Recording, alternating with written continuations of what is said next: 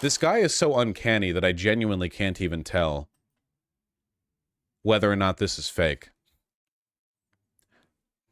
Looks like he's lost weight. This is like a recent video, I assume, because he's wearing the post-MAGA makeover clothing. Absolutely, Vermin. Hey guys, JD Vance here in Radford, Virginia. I thought I'd take you behind the scenes a little bit. When you get to an event, they've got a ton of crap for you to drink and eat. You got 3 bottles of Diet Mountain Dew, about a dozen Snickers, a bag of chips. If I ate even half this stuff, of course, I'd balloon up like crazy. This is the energy that powers the presidential and vice presidential campaign. Is he an alien? Is he an alien? First of all, I want to make it clear. I could eat all of that food because I'm stronger than him. I'm better than him in every way, and I could eat all of that food. The Ozempic is eating his brain. He might actually be the world's first Ozempic, like, executive branch candidate, because Kamala has pretty much always looked the way she does. If Biden took Ozempic, he would instantly shrivel into dust and die. Trump has fat boy bear energy, and he knows it. JD Vance legitimately has slimmed down. And, you know, I'm not disparaging people who take Ozempic. I'm kidding. I kind of am, you know. Get in the gym, Porky, all right? Anyway, do you think it all just looks like a lot of food to him because his appetite's been suppressed? And of course, I'm honored to be supporting President Trump. I'm honored to be his running mate. If you want to help us, chip in $5, chip in $15 to get the message out and to get people to the polls. This election is so important. Your resources help us do. What? Dude, he's a vice presidential candidate, man. Here's the Snickers bar they give us before an appearance. Chip in $5. What the f are you talking about? Chip in $5 so we can buy 2 more Snickers bars from the vending machine outside. What are you talking about? Do the things we need to win it.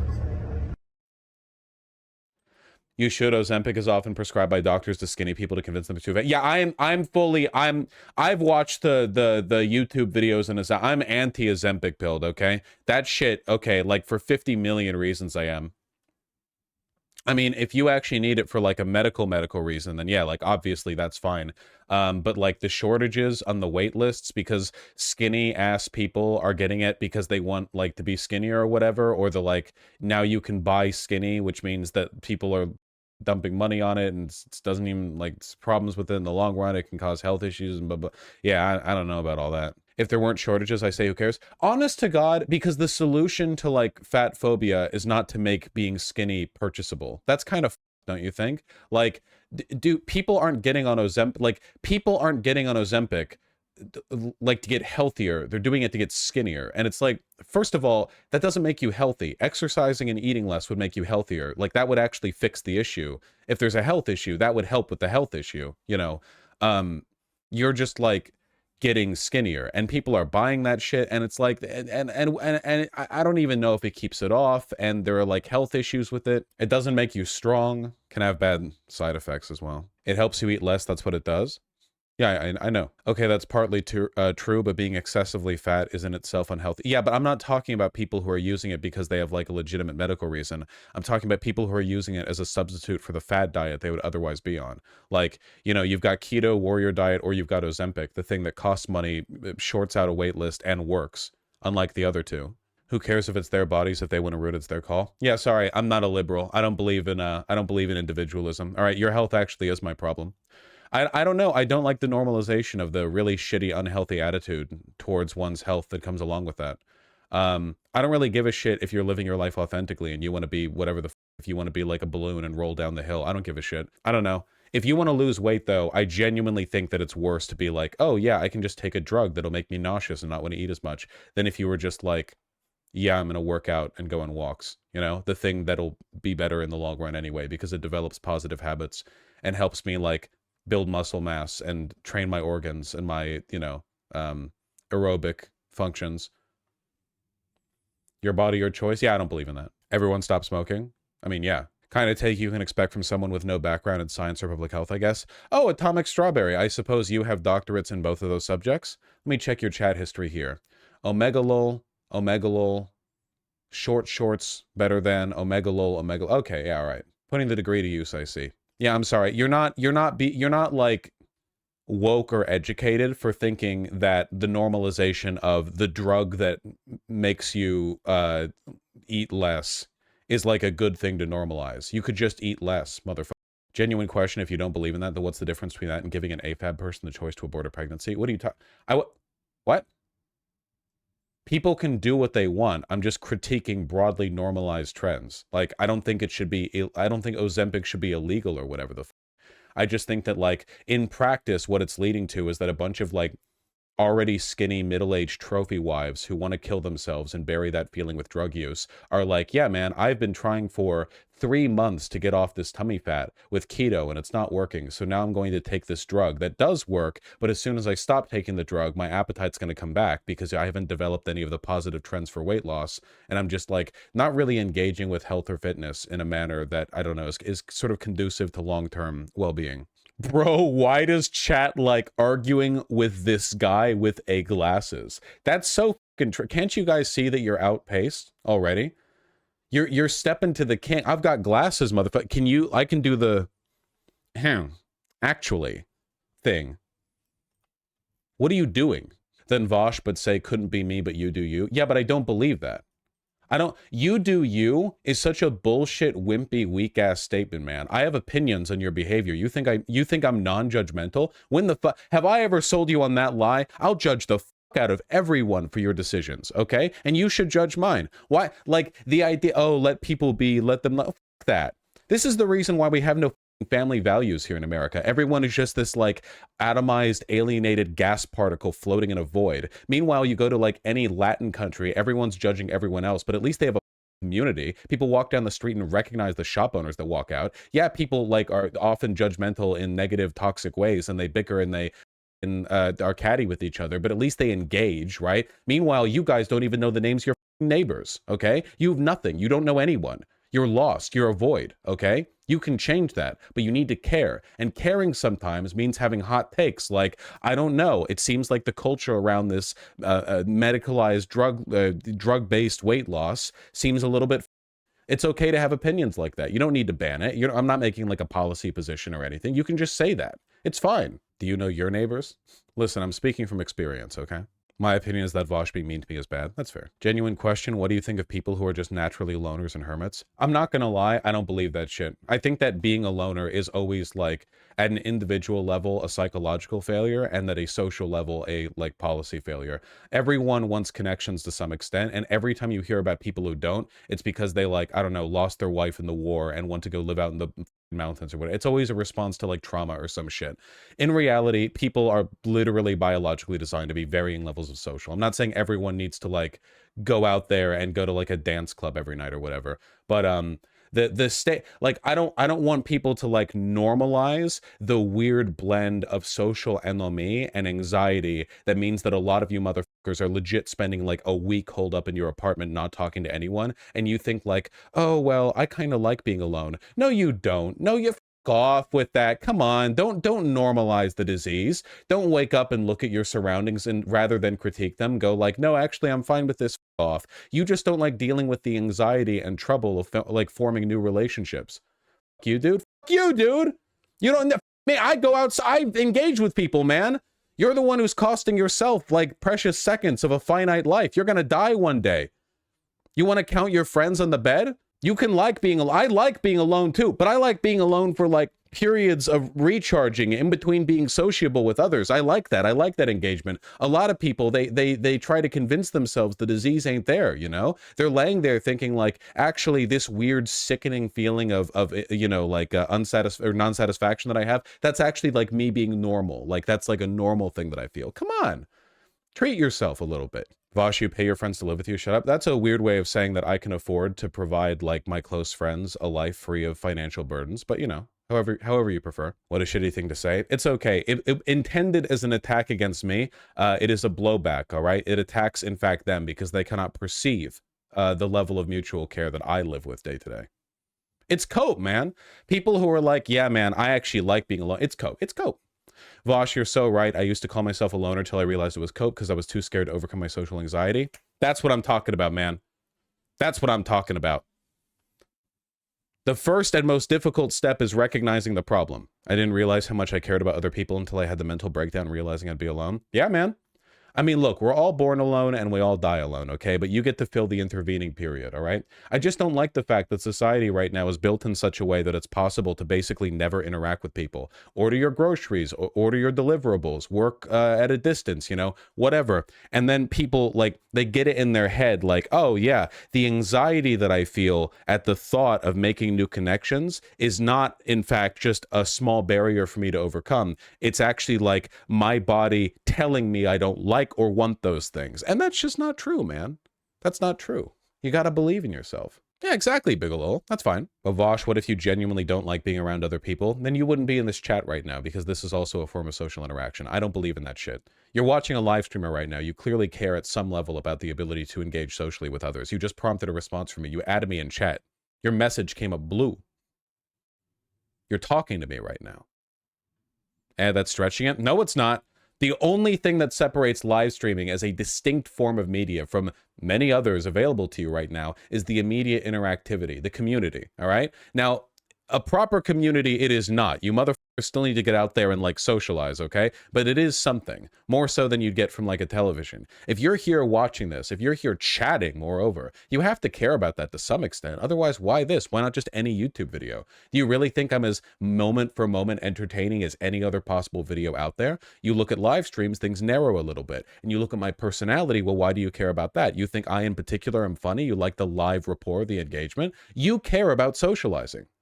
And there's nothing wrong with that. That's actually normal. That's good. But it's hard. Yeah, well, life is hard. And you die anyway, eventually, you know? What, you want to do nothing difficult in the meantime?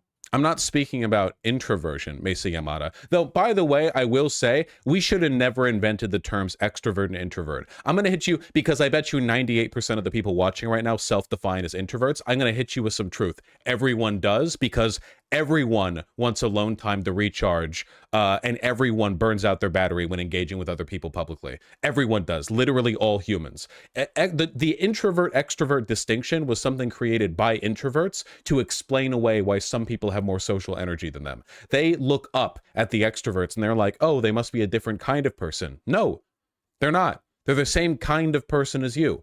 They just have a little bit more social energy, or maybe a little bit more tolerance for loud noises or whatever you know? Like, it's not, people love self-categorizing. People love putting themselves into little boxes to explain away or justify what they are or why they are the way they are. People have to stop doing that, man. You can't do that, okay? It doesn't help you. It doesn't make you a whole person, you know? You're giving yourself an excuse to write off certain elements of your identity, to think like, oh, well, I'm not that kind of person. Why can't I go out to the club and do X or Y? Why can't I go to that beach party or the bonfire? Well, it's because I'm an introvert, so I'm not that kind of person. That. You can do whatever the hell you want.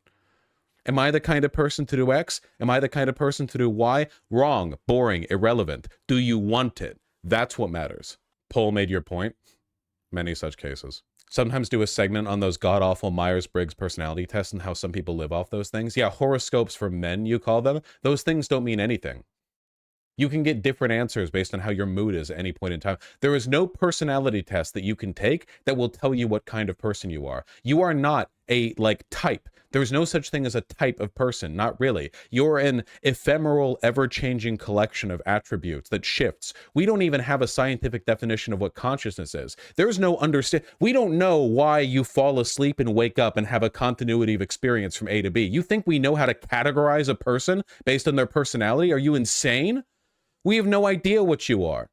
You don't have any idea what you are. Just do what you want, man. And pay your taxes, okay? We need that shit for, like, wheelchair ramps, okay? This motherfucker has the IQ of a tomato, and I don't even know what he wants. I think he wants to be let down. He's been begging for attention, clawing at my chair and yelling. Does he want tub water? Do you want water? Here. He wanted to swipe at tub water, at the very least.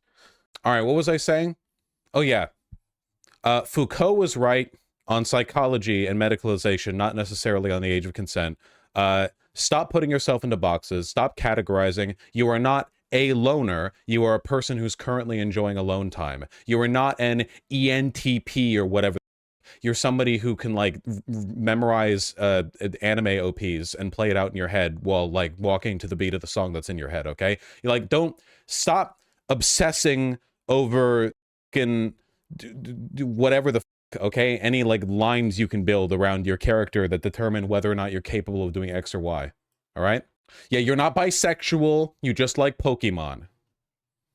Exactly. That's everyone? Exactly. Isn't Myers-Briggs racist anyway? Everything that I don't like is racist. MBTI marketing schemes have gotten so bad, especially in the East. It's a cultural predisposition towards institutional, like, submissiveness. Taoism or whatever. Don't they think your blood type means shit in Japan? It's crazy. At least we're individualistic enough over here in the West to not believe in that shit. Taoism is Chinese.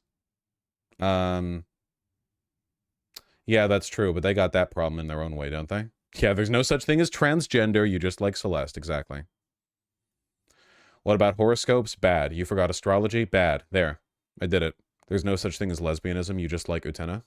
Nice try, but your average lesbian is not old enough to have watched Revolutionary Girl Utena. I have, because I'm a real G. And I prefer to love... I love women so much that I love them holistically, okay? Me analyzing lesbian media to maximize my appreciation of women. I used to call myself an introvert, but did play a lot of games. I made an active effort to meet up with the people I often game with IRL and have made very good friends. I will admit it's probably easier in the EU, but it made me a much better adjusted person. Yep. Nobody, I promise you, people who okay, I'm going to hit you with the, you know, because we got chat mostly on my side now. Now it's time for me to, like, get some people mad again, okay? Most people who call themselves loners are losers. Let's be real here, okay? People who have accepted and, like, internalized and identified with the prospect of being alone apart from other people, usually not very well adjusted. I'm just going to say it, folks, okay? I've met with these so-called loners. There's nothing innate about this, by the way. There's nothing, like, innately making you... like that. You can improve, you just have to try, is the thing, you know? Nothing in life comes easy. Nobody's innately good at anything, you know? It's like all those guys who think Sigma male is a real thing, you know? Oh yeah, man, I'm an alpha, but I have no social skills, so I'm like a Sigma. Yeah. I have extreme sensitivity to light and sound. It's a medical issue. I avoid big crowds of people in social settings because of it, and people always tell me that equals introvert, even though I do like night. Yeah, see, snails are... That's also a thing that bothers me, right? Because that's the problem as approached from the other end. You dislike some elements of being social publicly because they tend to be, like, concurrent with the lights and the sound and what have you, but you're not opposed to the socializing element of it, which just means that for you, the enjoyment of socializing is conditional, but that doesn't mean you don't like it, you know? People essentialize too much. The only thing you guys essentially are is annoying. Hello, Artemy. Let me turn the water off. Artemy's right here absorbing the blue light. I hate how loud most restaurants are. It used to be that only some types of restaurants were loud and others were expected to be quiet, but then restaurants realized, oh wait, it's actually way the cheaper and we can get more seats filled with butts if we just crowd everyone in together and we gaslight everyone into believing that the innate state of a restaurant is loud unless you're getting some fancy French shit, you know? Diners should be loud. There should be some restaurants you expect to be loud and some restaurants you expect to be quiet. Okay, here's my take, all right? Cafes should be quiet. It's in the morning, you're having your little baked good and coffee, you know, maybe you're like got a laptop or reading or whatever. Diners should be loud. Diners are loud and rowdy. You know, you order your burger, it's $8, you get it in like 4 minutes. It's, you know, mid, but you're there, you're banging, they got the music, you know, you got like a Johnny Rocket style jukebox with a nickel. Yeah, go for it, you know? That rules. We don't have diners. It's a classic American experience. Thank you, you know? But if you're... The thing that bothers me is when you go to, like, a nice, you know, like, I don't know, contemporary American restaurant, the kind of place that has, like, an $18 burger, and you go there, and the vibes should be quiet because it's dark in there, but it's loud as shit. Why? If I'm paying $18 for a burger, I want to be able to hear a conversation with the people that I'm at the table with, you know? Like, I feel like we have a missing middle kind of situation where the only place you can go to get a quiet, like, proper meal is in, like, a $30 or $40 entree at, like, a French restaurant or something. What's the difference between essentialization and generalization? Essentialization is when you you say that like an attribute or characteristic of a person or a group is innate, that it is just the way that it is fundamental to them. Generalization is just the natural human, I suppose both of them are natural cognitive biases, though I would argue that essentialization always gets in the way of good analysis. Generalization is meant to be a shortcut that can be helpful, like you know, when making like broader statements. For example, if I said something like Hillary Clinton's attitude did not play well with Appalachian and Midwestern voters because she came across as like a coastal elite, that would be a generalization of the attributes of the Midwesterner or the Appalachian, but that generalization would serve the analysis. It would be a necessary generalization to arrive at that conclusion. I can't really like individually assess the opinions of tens of millions of people to make that point. But the essentialist argument would be, yeah, people from the Midwest or Appalachia are just like that. They're a different kind of people, which would be wrong, of course. I think that essentialization is always bad, and generalization can be very, very useful. Though, of course, it can be bad. Like, you know, has to be used well. Mexican restaurants should be loud because Mexican food is loud. Name a quiet food: sushi. Japanese restaurants usually are pretty quiet, actually. Unless it's one of those conveyor belt sushi bars, because once you get to like, the conveyor belt gives it the kind of like rowdy diner feel. Like I would say that's like a diner-esque attribute, you know, because you're up there at the bar and you're just sort of pulling stuff off the conveyor belt, you know? Or those ramen shops where they have like 5 stools at a booth, you know what I mean? They have like the plastic lining that blocks out the diners from the street. And then they go in it and they sit down and they yum, yum, yum, yum, yum, you know? Yeah, the street grills. Thoughts on spicy food? I grew up in LA, man, okay? I'm not one of those white boys, okay? You don't catch me boiling my chicken, all right? He really likes that blue light. Boiled chicken? You guys really never heard of people boiling their chicken before.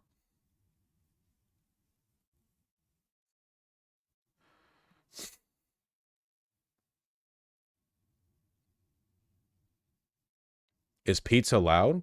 Yes. Pizza is loud. Pizza is literally a party food. Like, you divide it into even slices so multiple people can have it. Now you guys are just being annoying, which is an essentialist characteristic of you, so I forgive you for it.